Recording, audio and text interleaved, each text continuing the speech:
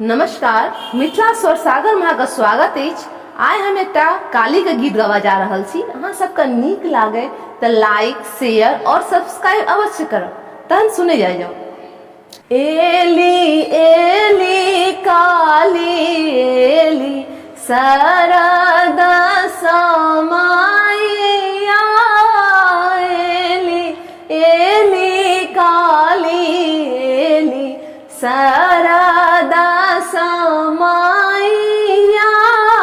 चलू सखी देखन माँ के सुंदर मूरतिया, चलू सखी देखन माँ के सुंदर मूरतिया। फेरो नहीं पायब सखी एहन सूरतिया, फेरो नहीं पायब सखी एहन सूरतिया। एली एली काली एली शारदा समैया, एली एली काली एली।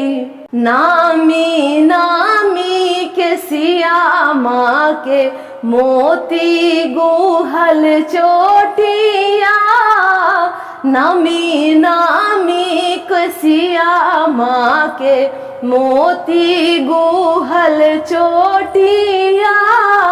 झलकी उठलन माँ के सोना के टिकुलिया, झलकी उठलन माँ के सोना के टिकुलिया। एली एली काली एली शारदा समाइया, एली एली काली एली। गोरे गोरे बहिया माँ के हरियर हरियर चूड़िया, गोरे गोरे बहिया माँ के हरियर हरियर चूड़िया।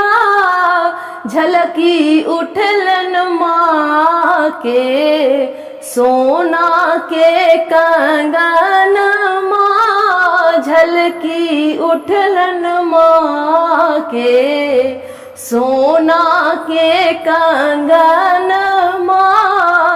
एली एली काली एली शारदा समैया, एली एली काली एली शारदा समैया। चलू सखी देखन माँ के सुंदर मूरतिया,